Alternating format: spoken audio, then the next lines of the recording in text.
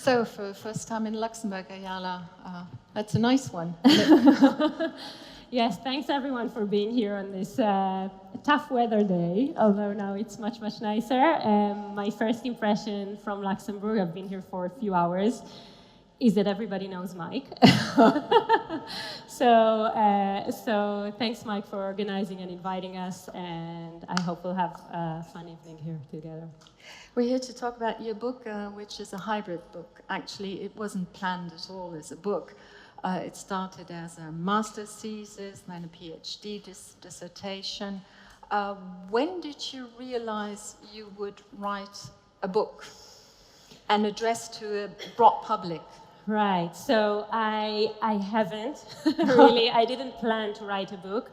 I was working as a journalist for many years. I grew up in Tel Aviv. I was working for Haaretz newspaper that some of you might be familiar with.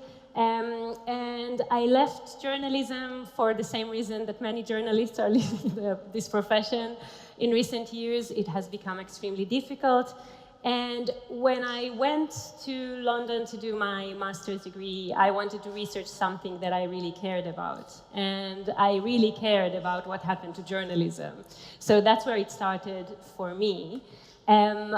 Over time, it turned into a PhD dissertation, and then the pandemic broke, and then the war started, and the other wars started.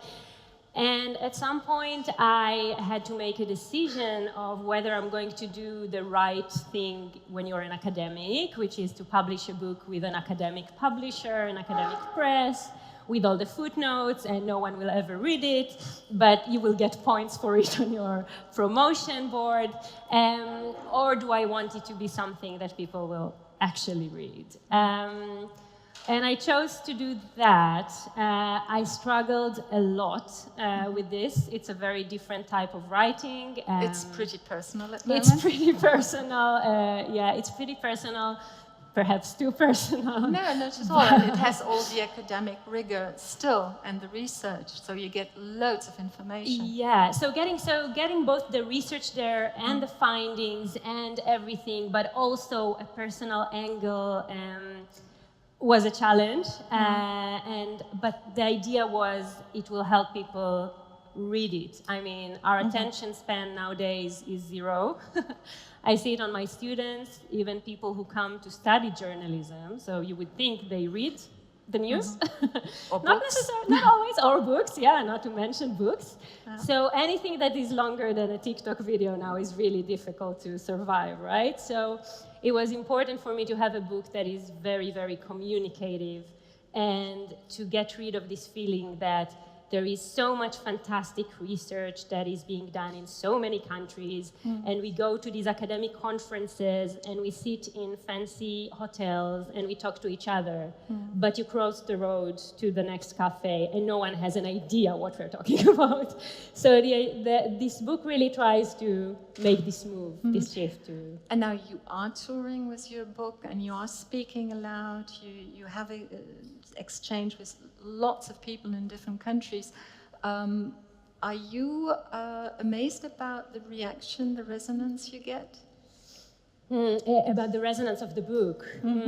Yes, so what struck me most was that it started from a very personal story about my community, my family, my own personal experience in newsrooms. But over time, it became clear that my research resonates with journalists in very different countries to mine. And to me, it was a very scary idea that people in the UK, in the US, in much safer democracies, are reading my research about journalism in Israel and how populist forces are taking over journalism and the media and really seeing themselves in it. So that was scary to me. And it encouraged me to do more comparative research, and by now we are seeing something that is much broader, and it's clear that there is a thirst there to understand this. The case study in the book is Benjamin Netanyahu. You write a lot about him. Of course, you cannot compare Israel's situation, for instance, here in Luxembourg or France or Germany or UK. And yet, would you say there is some kind of blueprint where we can learn, actually autocrats can learn from him, but we can also learn how to resist and what not to do. Oh, 100%. And I actually think that while the political context and the media context might vary significantly between countries, there is actually something very similar about the populist playbook that we've seen over the past decade and even earlier than that. And also, there is a real collaboration. So all these populist politicians who are all about, you know, America first or the UK first, they are actually pretty good at collaborating across borders.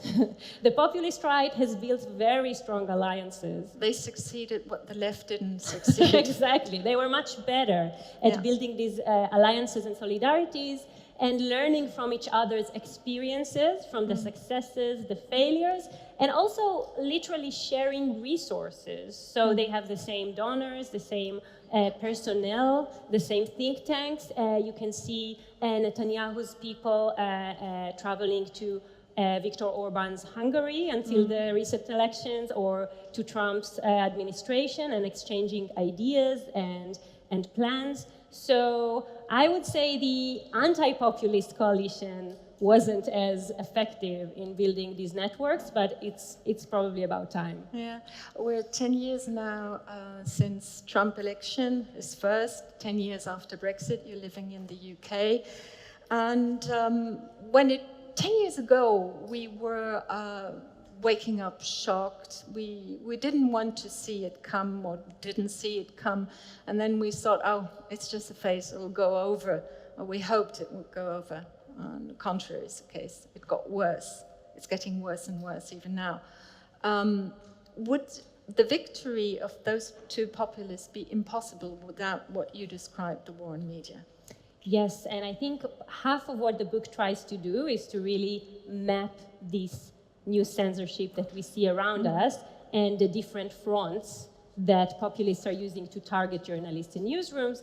But then the other half is about what the media did about it for a decade now, at least. Or didn't do, exactly, or didn't do about it for such a long time, because we really failed to adapt. We really failed to change. And the part of the reason this book, I think, resonates with people is that many journalists that I've been talking to over the years were really frustrated because they didn't know what to do with it. And the training that we give, I'm now teaching in City St. George's University in London, and we are training most of the British journalists in the country. And the training programs we have are not fit for purpose sometimes. Because the reality today, a journalist who enters the industry today is facing a very different landscape, very different realities than the ones that many of us faced when we first started practicing journalism. The foreword of the book is from a friend of yours, a former BBC journalist, still working as a journalist and a podcaster. And she made a speech, and the title is The Boiling Frog. It's quite striking, it's scary. So what does it mean? That most of us journalists, we just sit there or sit still in the cooking pot and not realizing the danger? I think for a very long time, what happened was journalists are so trapped in, you know, the day-to-day kind of everything that's going on. You are chasing the next story, and the financial situation is complicated, and other conditions for journalism are deteriorating, and you really don't have the mindset to sit and reflect what should be done differently. Are our standards being weaponized against us? Are our norms being manipulated? And for a very long time, I've seen and I've heard from journalists, and I think we've all heard it actually. There was a famous saying by Marty Baron, who was the editor-in-chief of the Washington Post at the time, during the first Trump administration, and he said, well, our approach is we are not at war, we are at work. Meaning, we are doing our business as usual, and everything else will just keep happening. This, I think, in retrospect, was not a very good strategy. to say the least. And I've heard it from many journalists in many countries who were trying to do this business as usual, to practice. Keep on doing a proper job so nothing will happen. Exactly, and just do the same thing, and it will pass, and it will pass. And because I've seen this in Israel for many years, I was trying to tell people that it might not pass, or it might pass for a moment. And I think journalists had a breather when Biden in the US was had this victory, and they thought maybe this populist moment is behind us. But we know that these forces are powerful, and they might come back, as they did in many countries by now. So now you told us who's leading the war, the populists, the autocrats. It's a fight that's not evenly matched, that you also describe. It's a pretty generalized war. What about the censorship? You write about new censorship. Censorship is very old, but you don't need the old methods. They still exist. Still in many countries, journalists are killed, they're put into prison. But it doesn't need to be bloody anymore to be bloody effective. Can you explain what that new censorship looks like? Yeah, so I think part of the challenge was that for many journalists, in the past, it was easy to know when you were being censored. It was a very direct, somebody comes and they shut the newsroom, or they shoot your friends or colleagues, or, and this is, again, still happening in enormous numbers, especially in the Gaza Strip, but in other places around the world as well. But there is a whole new world that new technologies and the politics of resentment really helped bring about, which is these different fronts that populist politicians are using to do two things at the same time: to target critical journalists and critical newsrooms and go after them in various different ways, whether it's digital harassment and sending, inciting mobs against them, and using slaps, lawsuits against them, and using legislation against them. But at the same time, and this is also part of the new censorship, there is the effort to establish alternative media outlets. To bypass. Exactly, that do not do journalistic work, but are using or weaponizing what looks like journalism, right? That it looks like journalism. They have suits and they sit with the table and everything, to do something quite different, which can be government propaganda, it can be disinformation, conspiracy theories, of all the rest of it.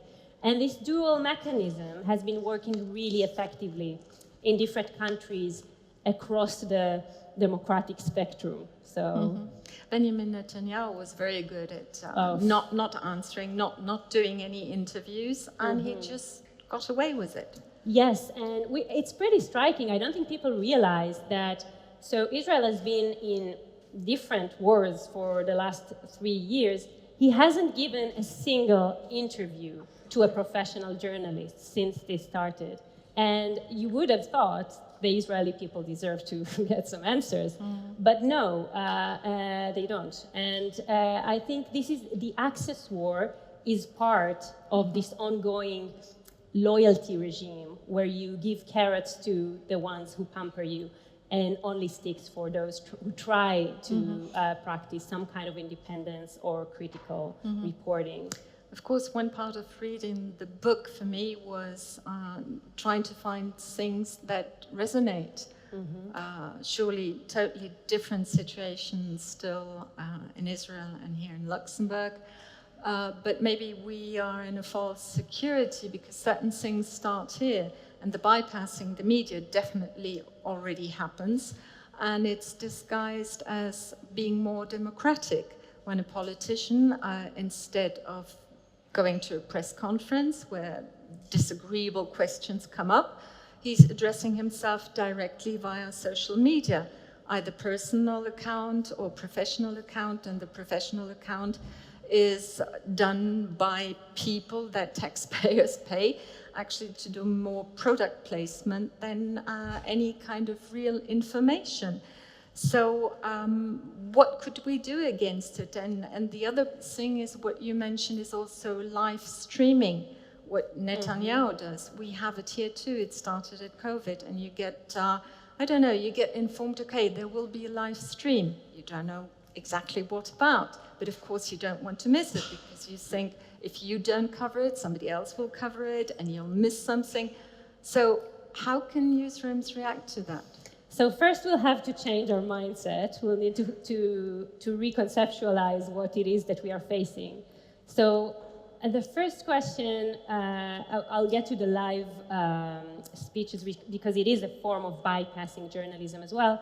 But let's start from the first bit, because to be fair, when Obama did this direct type of communication, everyone was loving it. We thought it was brilliant and democratizing, right? And I think we all remember in the early 2000s how exciting this narrative of technology, democratizing, breaking the hierarchies, we don't need experts, everyone is, you know, the cult of the amateur.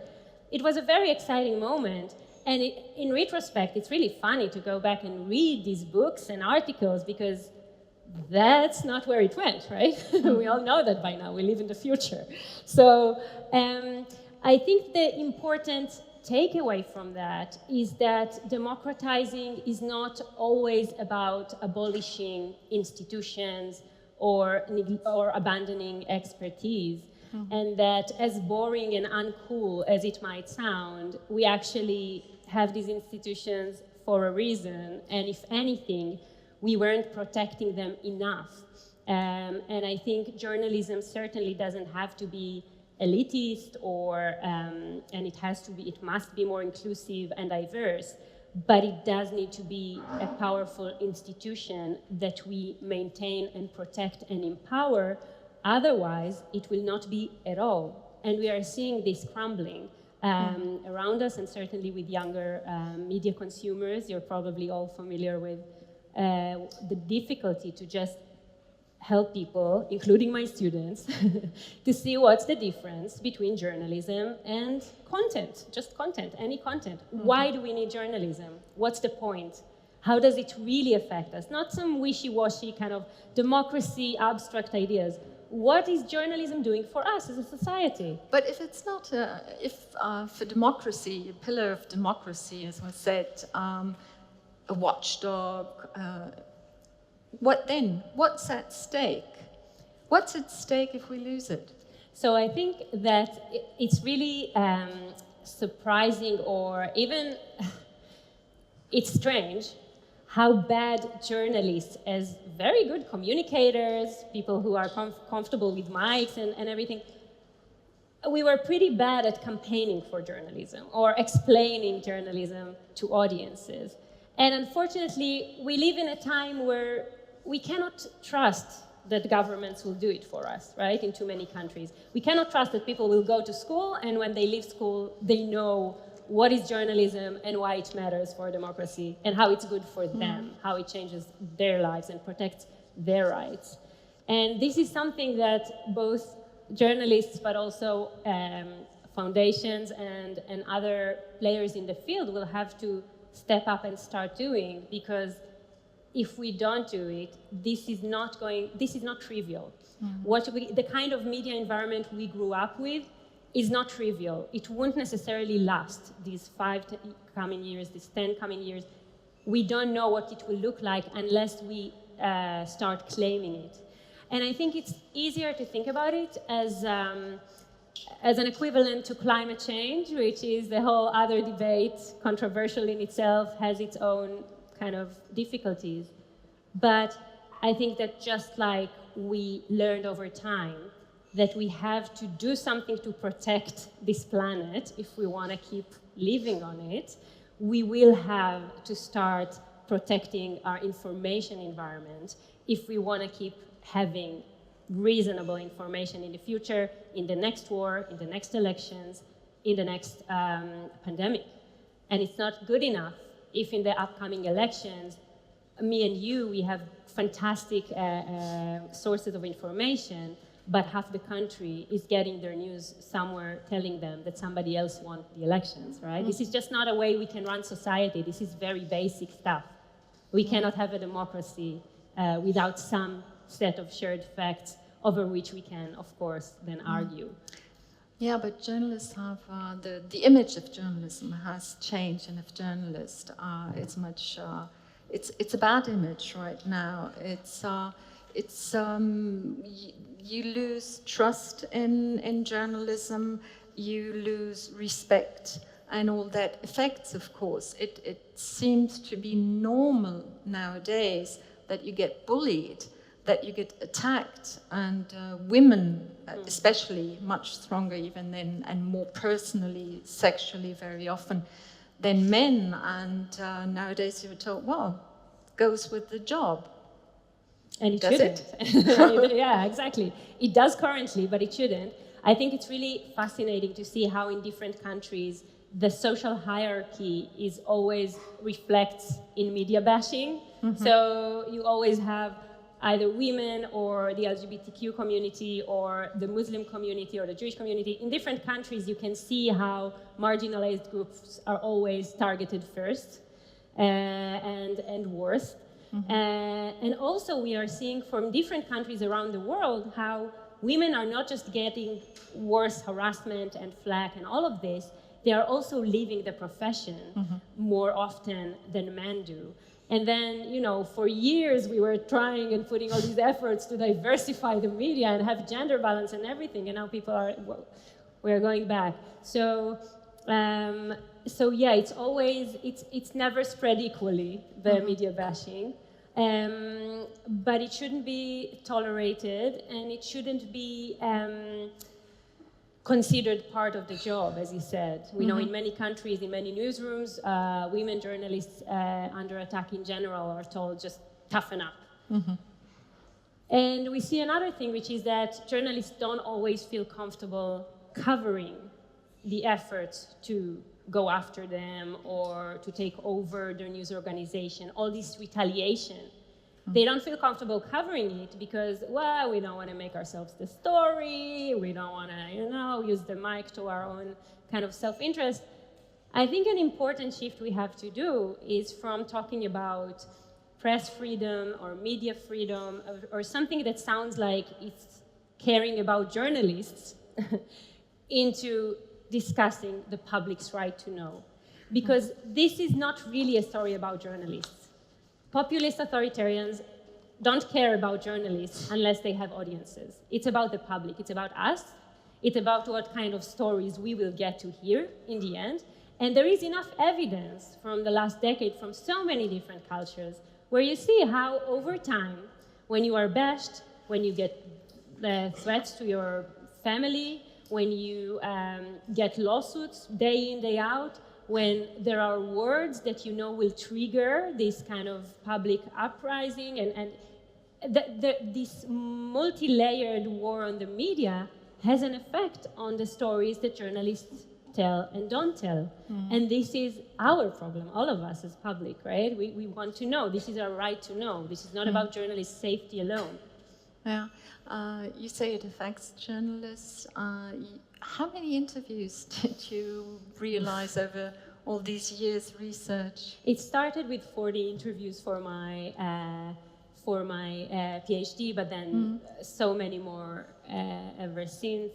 And you did interviews with high-profile journalists. Mm-hmm. You thought they were tough.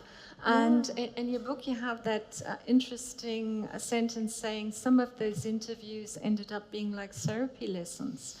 Oh, yeah. Sessions. Oh, yeah. Oh, yeah. I mean, I didn't expect it, to be honest. I was just, you know, a PhD student, barely knowing what I'm doing.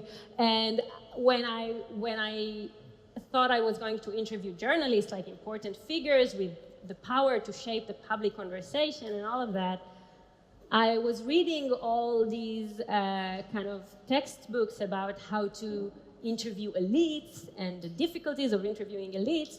And then I come to the interviews and people are literally crying when they tell me the kind of bashing they had to face and how trapped they felt. And the word trauma came up a lot, and especially from women, by the way. And I was thinking, okay, I'm not trained for this. I don't know how to handle this situation. I should do much more reading and training before I talk to anyone else.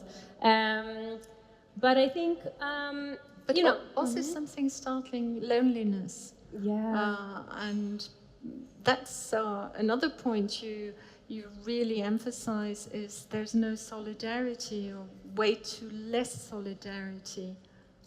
Yeah, so I think there is something about journalism, and again, I was a journalist, and I know how ridiculous it sounds to journalists to speak about solidarity and collaboration. But I think what happened over time was that something that used to be a problem in journalism, which is you need to get to the story first, right? Mm-hmm. You need to get your scoop, you need to beat your competitors.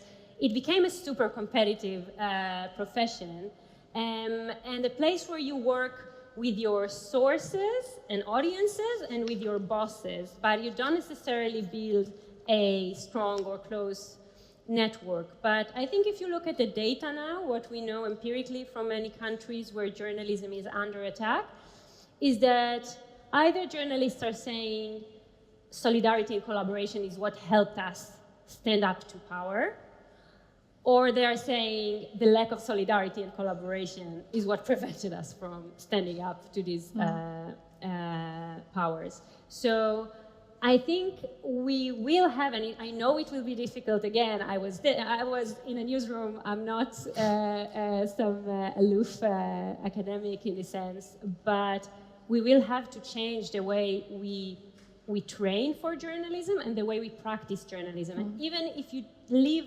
aside the political pressures, if you only think about the kind of media environment that we have right now, for a story to break through, you probably need quite a big collaboration in terms of follow-ups, and you cannot break through alone. Our media environment is so fragmented, and it's so difficult to compete for attention that we will just have to build stronger alliances and collaborations. And there is no reason why this should be seen as a clash with fantastic journalism. There is nothing about collaboration that is antithetical to excellent reporting. Mm-hmm. Another consequence you describe in your book for all these attacks is usually if you're attacked, if you're pretty well educated, you don't attack back immediately, but you try to defend yourself.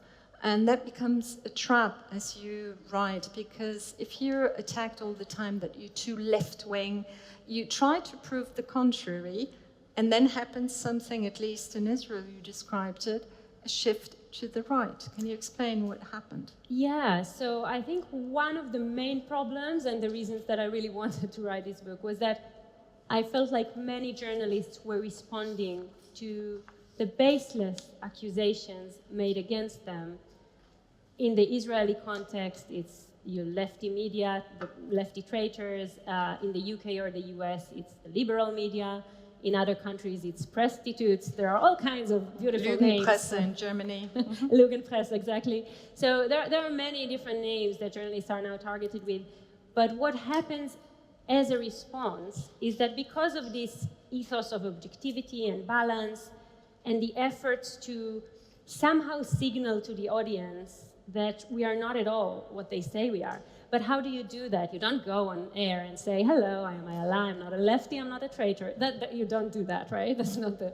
So journalists were looking for ways to signal to their audience, we are not what they say we are. And over time, the way they did it was to platform more and more far-right voices, to invite less and less guests or interviewees who could be perceived as too lefty, and dropping certain words that would be perceived as too lefty, and just leaving entire topics outside of the conversation. And one interesting thing is also that journalists thought that their audience was much more to the right than they actually are. And this is not something that is unique to Israel. We have initial evidence from other countries like Belgium and others, where people were testing what journalists were thinking the audience were thinking and what the audience were actually thinking. And there is a consistent conservative right-wing bias in how people perceive audiences. And on a very personal level, in all the interviews that I was conducting with journalists under attack, whenever they talked about the people, they were never talking about me. Or you guys, for that matter. Like, it was a very specific, it was always the populist base that they were thinking of. Netanyahu voters, Trump voters, Nigel Farage voters. These were the people they had in mind, and this is what the filter through which they were thinking about the reporting. Well, we might not have the same phenomenon in Luxembourg, but there's another, not yet, but there's another bias, they're comments. It can be a very depressive exercise to read comments on the websites of the news, and you get an impression, again, of your audience, and it's totally biased, and it's those who shout the loudest who are heard. And they're heard not only by journalists, but also by politicians. They read it. Everybody reads it. Everybody says it's stupid and it's the usual suspects and it's orchestrated. And so, but you have, I don't know, you have 20 nice comments and a bad one, you remember the bad one. So how could we handle that one to get out of the bias? Yeah, it's really important. And I think it's important to realize that yes, these are the most vocal extremist voices that we hear most, but also a lot of it is inauthentic behavior. We know that, Netanyahu people have many users that they are using, and people are buying users and fake users and bots online. It's not all real, and even if it is real, we know that people who are angry or very animated by the story are more likely to respond. I think it's just important to keep that in mind, because otherwise it creates this misperception of where your audience is. But there is also something to say about audiences. I think part of the thing is that we need to change our behavior as audiences and publics. And well, I've done this research that I found really interesting. We asked 1,000 people if they ever contacted a journalist. And if so, why? Did they want to compliment them for something? Or did they want to criticize them for something? Or did they want to just ask them some information, informative question? And it was incredible to see that nobody contacts journalists to compliment them, or very few people do. But also that the people who were reaching out to journalists to express their resentments and kind of discontents were politically aligned with Netanyahu's voters in this case. So I think it's also important for people who do want to have independent journalism or critical journalism, or to have a media sphere that speaks up, to reward journalists and newsrooms who, under these impossible conditions, really difficult to do journalism today, to actually reach out and say, thank you for this. We actually value this. We are also your audience, and we actually think it's super valuable what you're doing here. And from my friends who were reporting on controversial stories and getting inside this kind of storm of bashing and ministers going after them and everything, for them to get these messages from people who actually value what they are standing for and what they are, the courage that they practice in publishing these stories, it was very meaningful to them, and it totally changed the experience of being in the eye of the storm.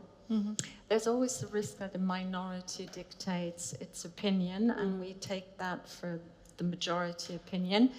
There's another trap, that's what you call false balance. I've been presenting a talk show for 20 years, and the expectation was very often to have an animated debate, and most people wanted a pro-contra debate. But not all subjects are that easy. You cannot say I'm either for or against it. On the contrary, the interesting subjects have very different aspects to it. And then you're in the difficulty, either I give people animation, I give them something fun to watch, and opposition, strong opposition, or I don't do it, and the risk of saying it's boring.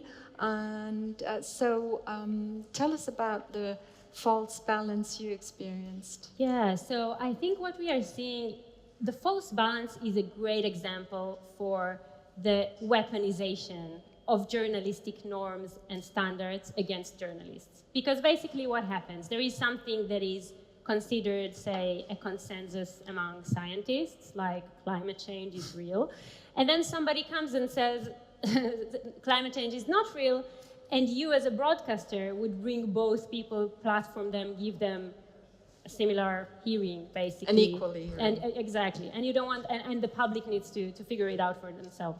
And what we are doing then is really the opposite of what balance is supposed to achieve, because we have objectivity and balance in place because we want to get to the truth. But if this is being manipulated against us, this is not very helpful. And this is how these populist figures rose to power. So I can tell you that in Israel, Itamar Ben-Gvir, who is a far-right extremist, Kahanist, I can talk about him all night, I won't.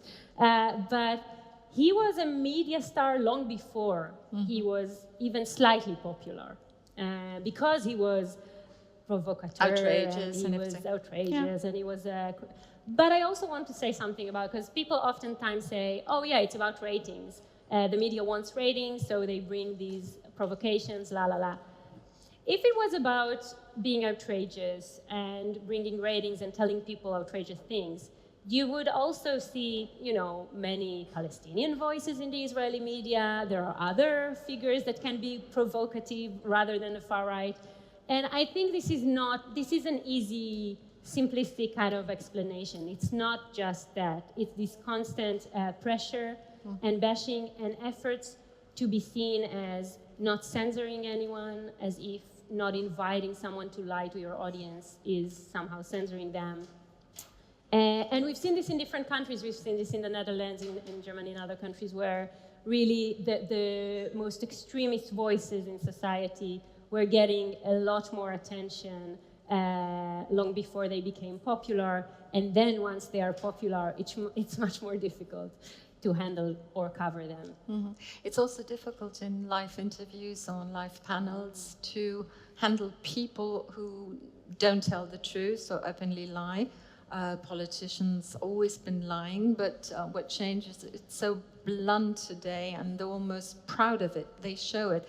And what you do as a journalist, if you keep on asking questions and somebody ends up just saying, well, it's my truth. Mm-hmm. And you step away from your journalistic point and you enter into a debate, and then you can say, see, they treat me differently as others, or you don't intervene and you let them say open lies, and afterwards you are criticized for saying you let them just say anything. Mm-hmm. So another trap. How to get out of that one? Yeah. So the live trap is really something that populist politicians love, because they have the upper hand in a way. You don't get to, it's a way for them to make sure that you don't use your editorial authority to edit them, to cut things out. You can't, because it's live. Mm-hmm.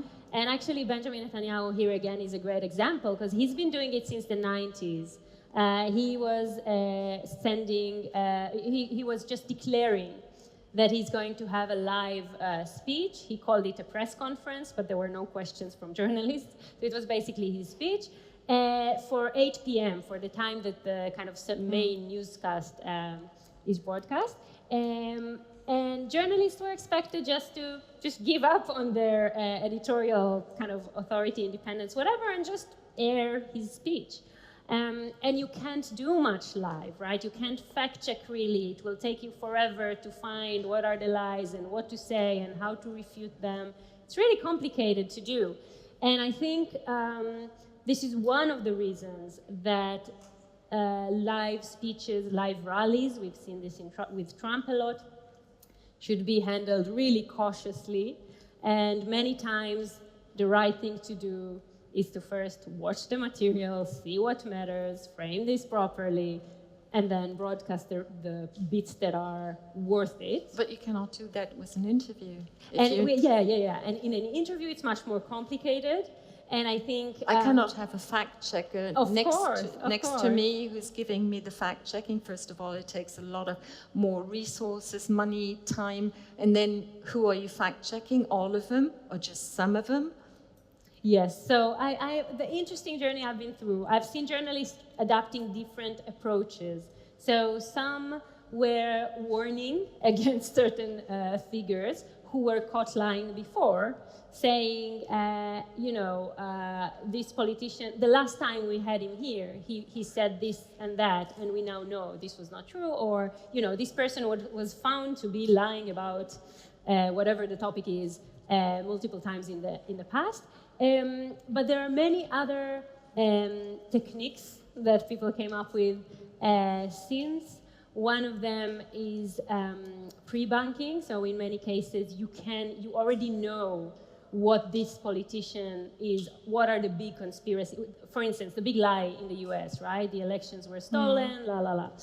You know that certain politicians will come up with this. Mm-hmm. And actually, for a short while, CNN were doing something very smart. They were, whenever they had someone who supported the big lie on air, they said, this person denies the election results, and they were questioning them about it, regardless of what the interview was about, to make a point here that this is not normal, and this is not something that we can tolerate in a democracy. So there are different techniques, there are different ways to approach it. It's all complicated, but it's all a new toolkit, basically, that we need to adapt and to train our young journalists to do better in these situations. You're already talking about the fragmented public sphere we have right now. When I grew up, there was a common one. We discussed the same things, we had the same sources.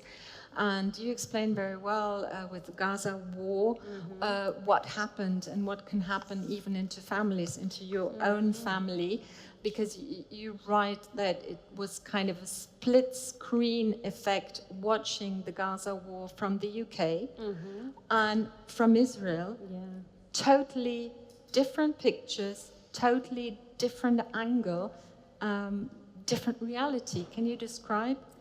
Yeah, so it was a very painful experience, but I think in different ways many of us now face it in different contexts. So what happened during the last 3 years was that I had this strange feeling that what I was seeing in the UK, the horrors, the footage from the Gaza Strip and the starvation, all of it, like the footage that haunts us all, I'm sure, those of us who were exposed to it, was entirely absent in the Israeli media, which I am still consuming on a daily basis. And over time, I wasn't sure if I was imagining it, but over time it was pretty clear that people outside of Israel and people inside of Israel were getting very, very different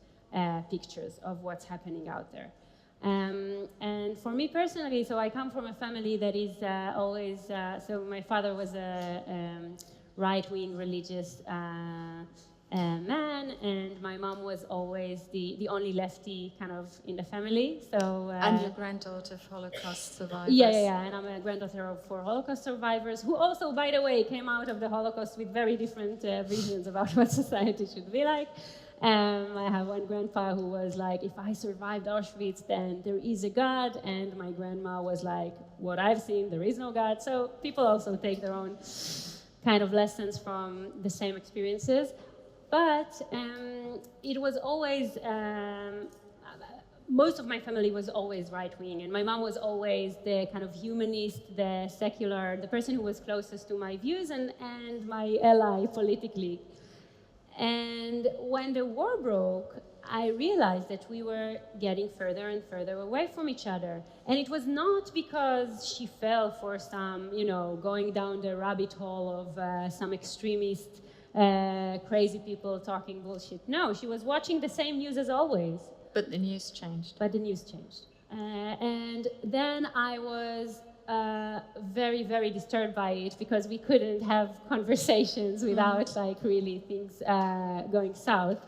And And I've done some research, and I had 2 coders, and we were working on it, and we were watching the news for the first 6 months of the war, and it was even worse than we thought it was. So we looked at what was coming out of Gaza in the Israeli media.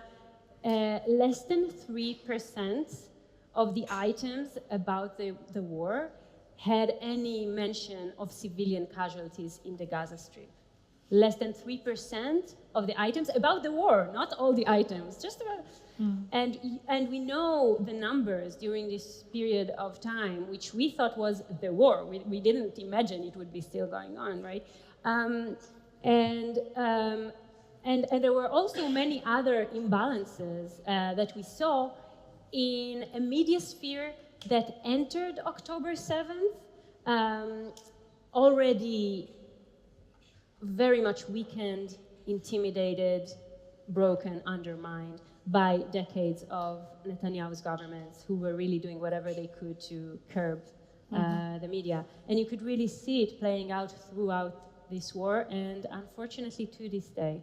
And it's not only in Israel, it's a conflict that polarizes worldwide, that is splitting families all over the world, newsrooms, and there's the other effect, especially among young people, engaged young people for all the good causes, and they consume different images. They consume essentially images of Palestinian victims, and it starts being more and more difficult to discuss it all. It's like choosing sides, being forced to choose sides, like W. Bush said, you're either with us or you're with the terrorists, and that on both sides. Yeah. And it's over-emotionalized with all those pictures. So again, what's the answer? Of course, you cannot say no emotion because it's highly emotional. But how can you start a more rational discussion again, a more factual discussion, if we don't see the same thing? Yeah, I think, so as you can imagine, this is something I've been thinking a lot about in the past few years. And I think the media was, in a way, complicit in creating this either-or worldview, where you're either pro-Israel or pro-Palestine, where the most, the most obvious thing is to be pro-both, because it shouldn't be a zero-sum game. And I think for many years, long before this last eruption of violence, and also in previous rounds of violence, there was this view that you have to, as you said, choose sides, where this is just empirically not true and also very strange, right? Like, and I think also there was, as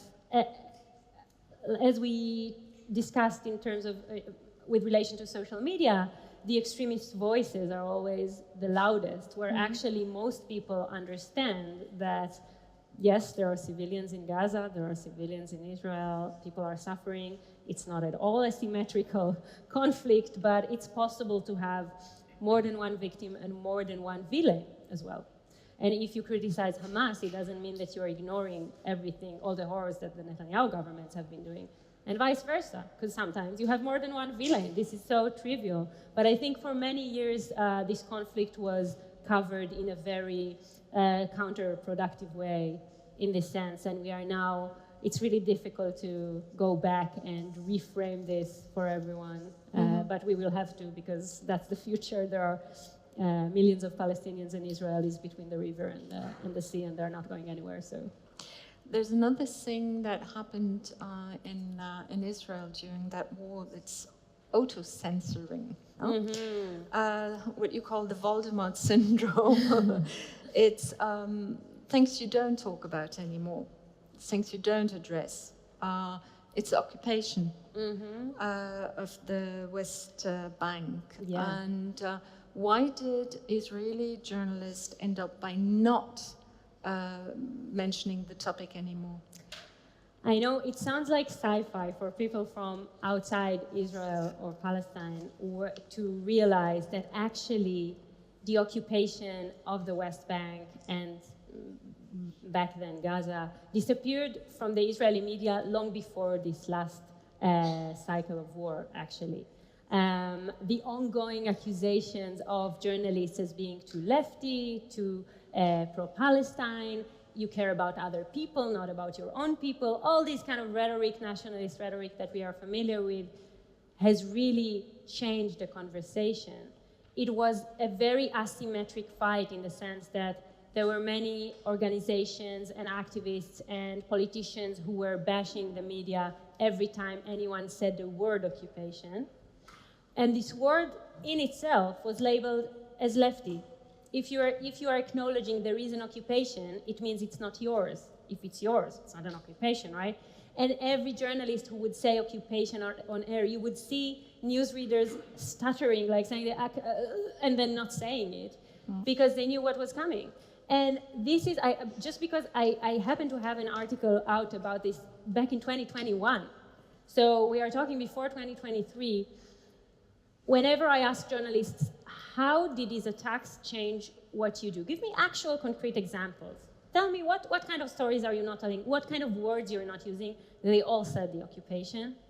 And guess what? When you are not saying the word occupation, over time, you're also not covering the occupation. And the situation is that even nowadays, when we know that settler violence in the West Bank is skyrocketing, really scary stuff, and the casualties amount, there are very few journalists, and certainly no Israeli journalists who are not from Haaretz newspaper, even covering the West Bank.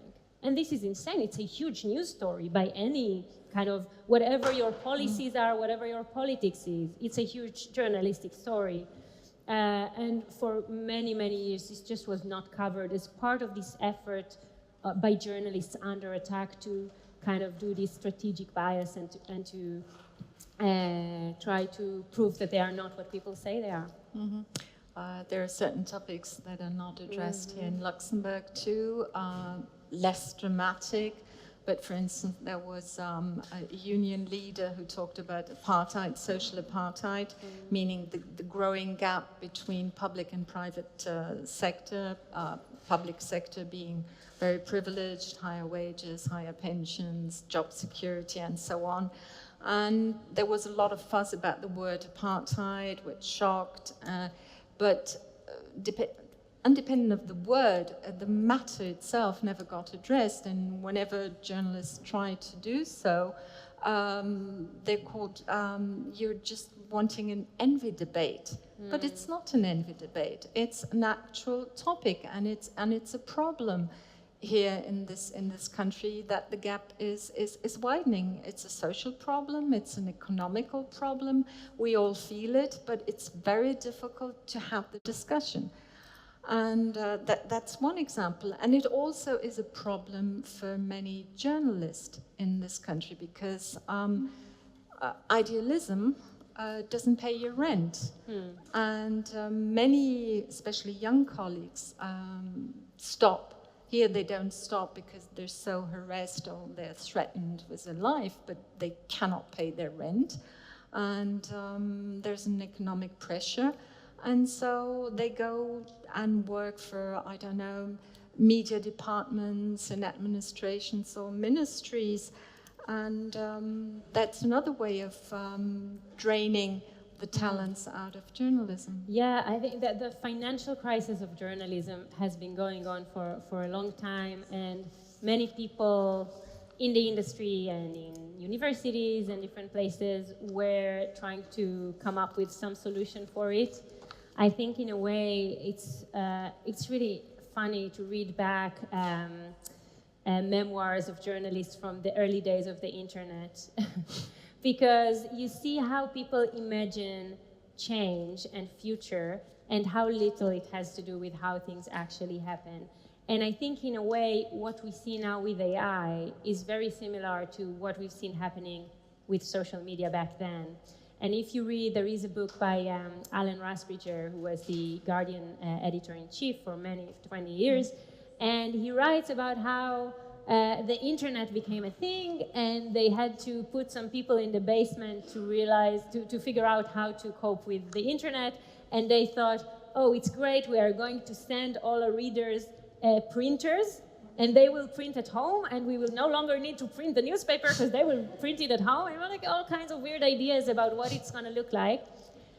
But I think what happened was that journalism, globally as a profession, just surrendered entirely and gave away all its content for free. Mm-hmm. And when social media companies and big tech came, they were just, it's very difficult to retract. How do we make people pay for news again? And now we have this very difficult situation where if only the people who pay for news are getting high quality journalism, we are doomed. It's not good enough. And so the whole structure will have to be rebuilt. I think I've seen some promising kind of ideas. I think they exist. They weren't tested on kind of large scale enough for that. But we will have to have a different media landscape. And this includes, of course, social media, AI companies, the big tech, and also media organizations. Mm-hmm. I want to give the opportunity to our audience to ask a few questions. But before I do, since you're working now with young students, with aspiring journalists, can you... I don't understand them, so I don't understand this either. But can you tell them, without hesitation, go for it, go into that career? Wow, that's a tough question. I think, you know what, I'll say something about myself here. I feel like I'm in a very privileged position in the sense that I am based now in the UK. I have a contract in a fantastic university and department, and I am very conscious of the fact that I can say things that my colleagues back home can't, not the ones that are dependent on Israeli institutions, and certainly not Palestinian journalists and scholars. So what I think is we have to take advantage, not just to be very aware of our vulnerabilities and what is difficult, but also to take advantage of the privileges that we still have and the liberties that we still have, because they might not be there if we don't use them now to fight for this. And I think my students who come from very kind of diverse backgrounds, first of all, they fall in love with journalism because it's addictive. And there are many different ways to do it. But I think we will have to rethink the image of journalism, what we expect and demand of journalists to do better, and how we reward them when they do. And then we have a slight better chance of saving this profession in the future. Now, up to you. Who wants to ask a question? Feel free. What are your thoughts on separating activism from journalism? Yeah, that's a great question that my students ask a lot. And actually, I have, my take on it is, I actually think that there is value in maintaining a clear boundary. And there is a reason that we, as a society, came up with these ideas of objectivity and balance and all of these. I think these ideas are not practiced well at the moment, and I'll give you an example. I think people are checking whether the reporting is balanced based on whether they publish the same number of stories about this politician or the other. This makes no sense. You're not supposed to force balance on unbalanced realities. This is not a way to practice balance.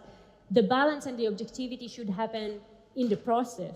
So when you get a lead on a story or a scandal, and whether it's about your favorite politician that you love and you vote for, or about your least favorite politician, are you pursuing both in the same kind of passionate manner? And I think this is a reasonable expectation of journalists to do that. And then the outcome will never be balanced, and the outcome will never be, and we can be more transparent about our biases and all that. But I do think there is value for journalists for practicing journalism.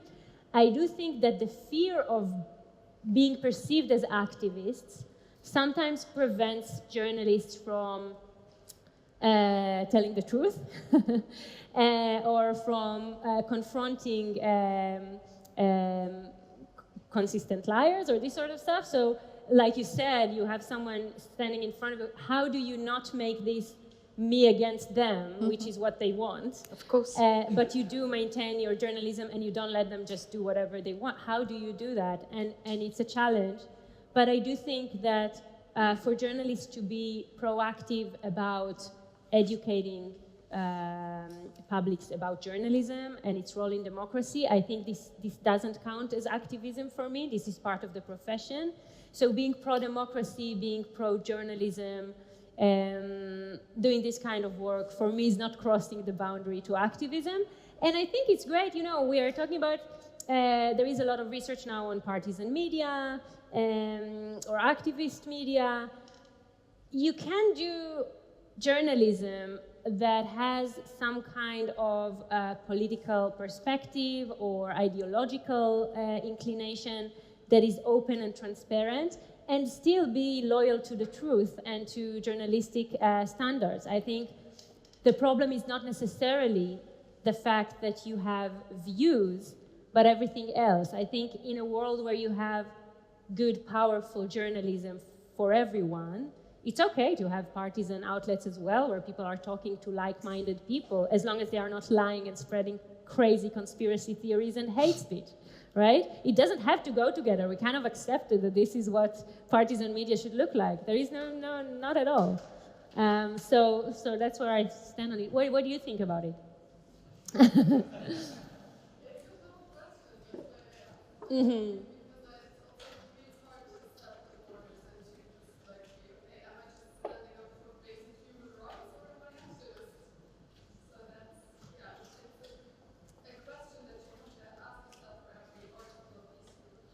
For sure, and people have had these struggles in the past as well. There were many times in history where it wasn't clear how do you practice balanced journalism when the big story of the day is the abolition of slavery, right? There are many extreme cases that when you look back, you're like, yeah, what were you supposed to do? Bring someone from each kind of position. I think it's useful to look from a historical perspective on these things. Sometimes this is helpful. But above all, I think that being pro-journalism, pro-democracy is a good rule of thumb, maybe. I hope. Another question.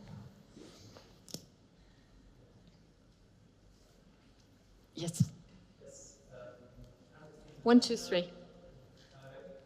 How dangerous is it getting for journalists as in 2025, 129 journalists were killed, 2/3 in Gaza. Mm-hmm. So how do you see how it is moving forward? Yeah, so for the past few years, we had record numbers of killings of journalists, mainly because of the situation in the Gaza Strip and the hundreds of journalists that were killed there. Some of them also at least believed they were targeted for being journalists, so it was not even collateral damage, but something they faced due to their reporting. And people attesting that the press vest that used to keep them safe is now making them a target. To me, what was shocking was we are 3 years later and still there is no international media in the Gaza Strip. This is insane. And I think one of the failures of collaboration and solidarity is that all the big media outlets around the world that have significant power and significant leeway over politicians and governments haven't stood up together early on, maybe not the first week, maybe not the first month, and said, there is no such thing, you don't go there. and I truly believe that that the global media has immense power in this context that wasn't used properly, and even when their own journalists were being killed, and it happened quite a few times, were killed in the Gaza Strip, they haven't worked together to solve this. And to this day, there are very few journalists there, and when they are there, they are just visiting with the IDF, and they are chosen very carefully to begin with. So, yeah, it's a huge problem, and I think the world kind of failed Palestinian journalists in this case, for sure. What countries would you think are slightly better off, or where journalism is slightly better off, and why? Well, so far I think Luxembourg, but also, in 2016, when I left Israel to the UK, I thought the UK was in a good-ish situation. It's not as simple right now. I think until a few years ago, we would think the US has some strength in its media. We see them falling like flies, right? So I think it's hard to say.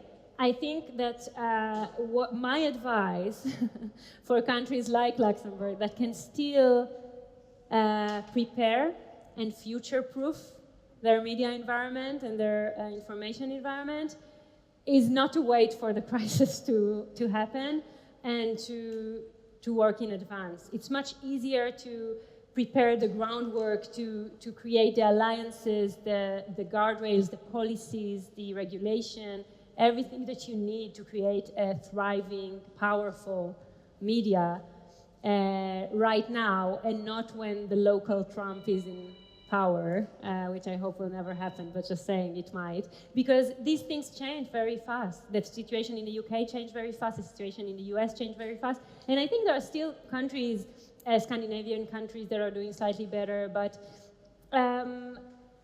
there is no safe grounds. This battle is ongoing, and people are learning from each other and imitating each other's techniques, tactics, technologies. So I would start working now to make sure you have a resilient and powerful enough media environment whenever some bad faith actors come around. Yes. I would be interested to understand your position about journalism and technology, especially in the context of AI. Not so much about AI generating misinformation, but more about AI determining what is relevant for societies and maybe guiding societies to a more narrow view. So what is your position?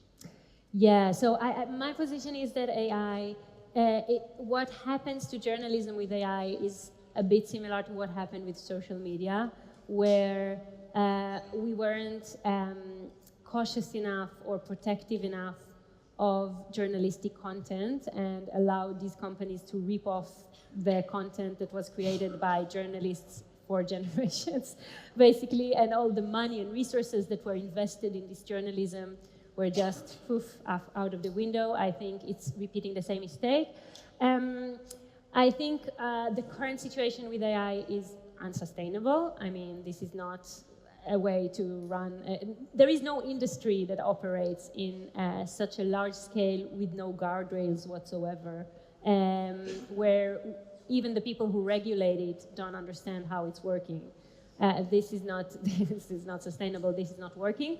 I do think that we should start getting, how would I say, like a rehab from the metaphor of AI. I think if AI wasn't thought of as intelligence, I think it's a very powerful metaphor that made people think that AI is this unique thing that never happened and will never happen again because it can generate certain information. I think it's an incredible technology. It has many fantastic uses for society, for sure.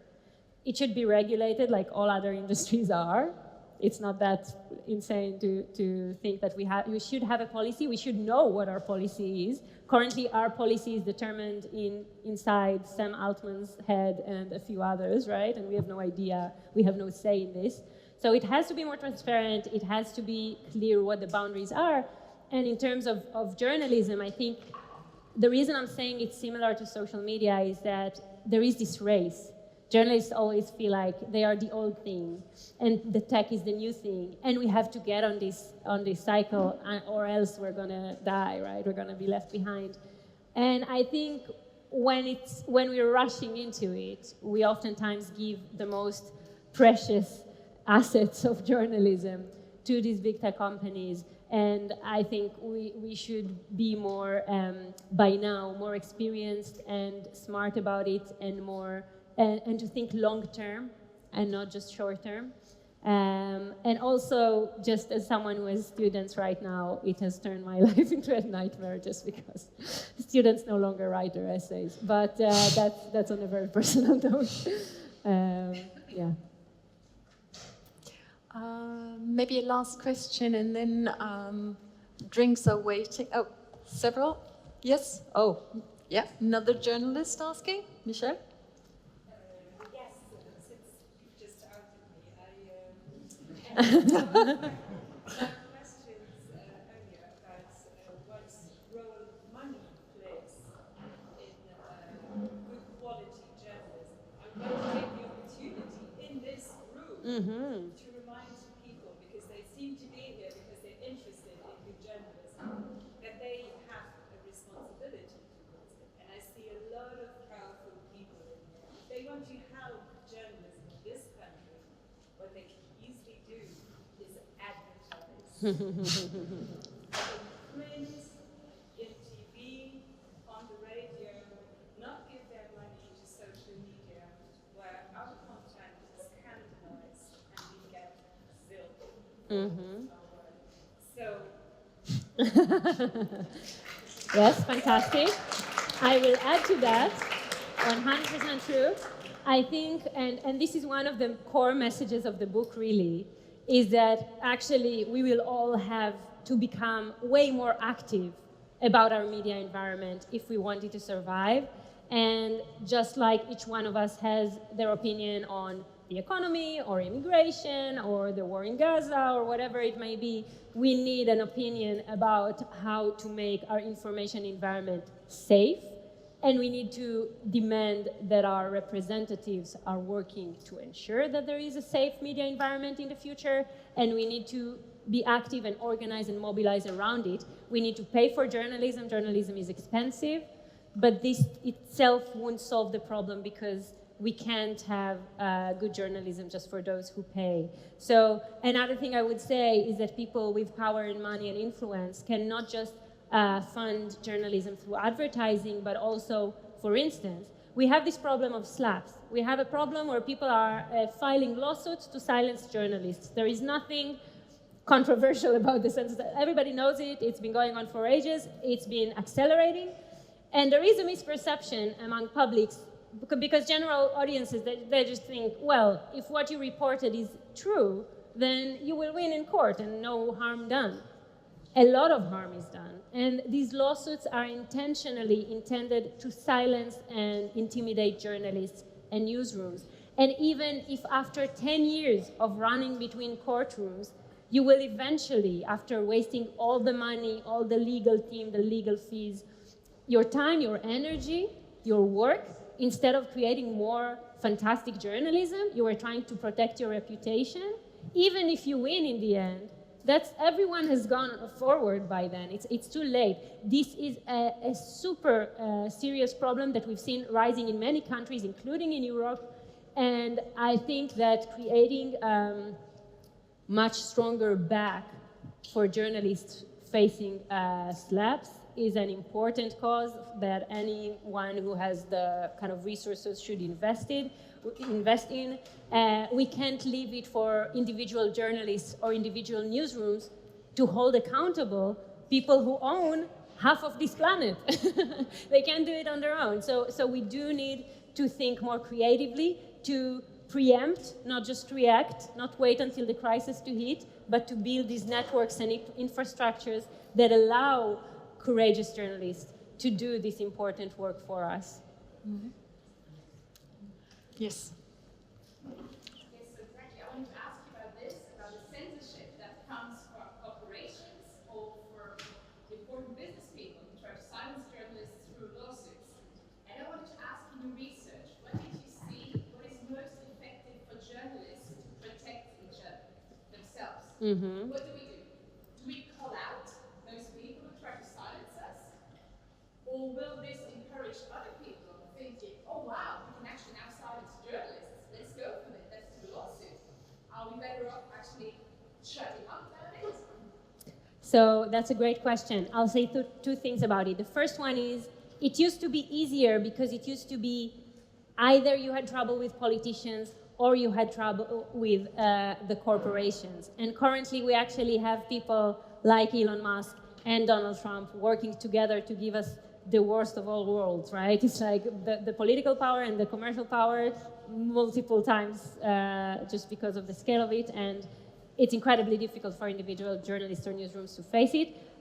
One thing that is happening now in the UK, for instance, one investigative journalist, Carol Cadwallader, has kind of started this fund that really is supposed to give back, legal back for journalists who are facing slaps.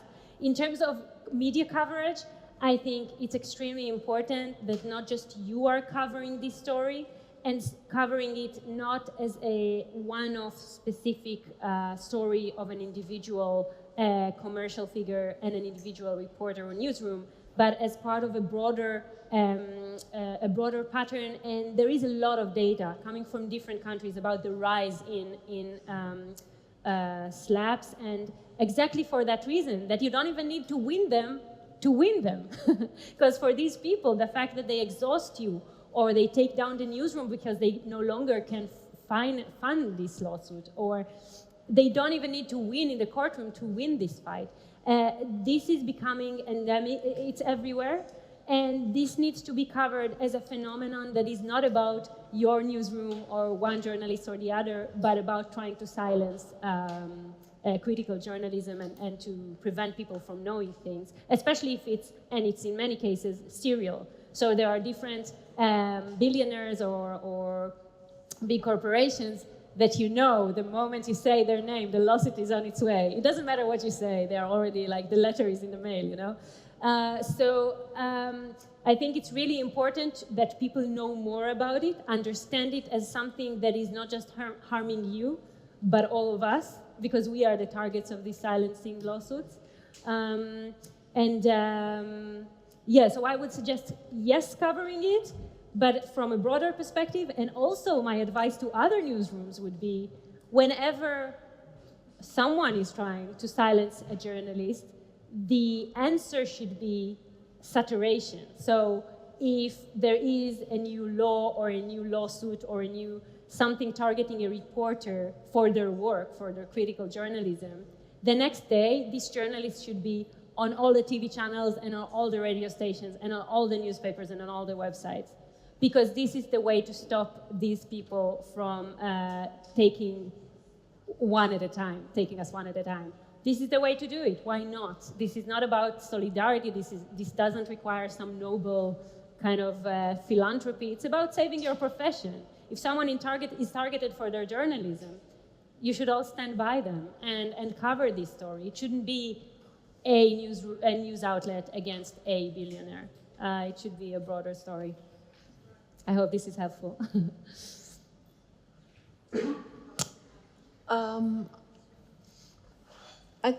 Yes, one last question, because, yeah.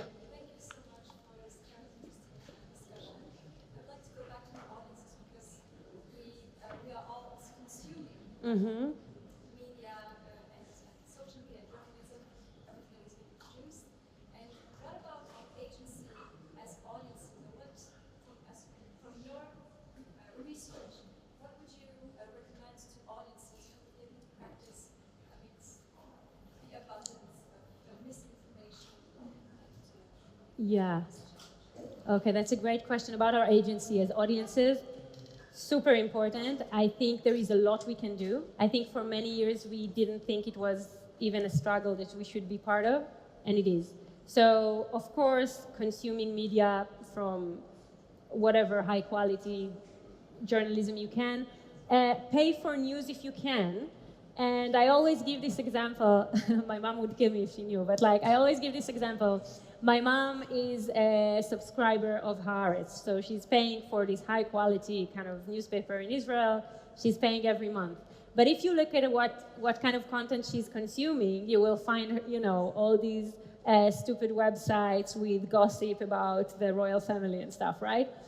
The reason I'm telling this story is that you don't have to just pay for what you consume the most, but for the media outlets that you evaluate and you think are valuable and you trust.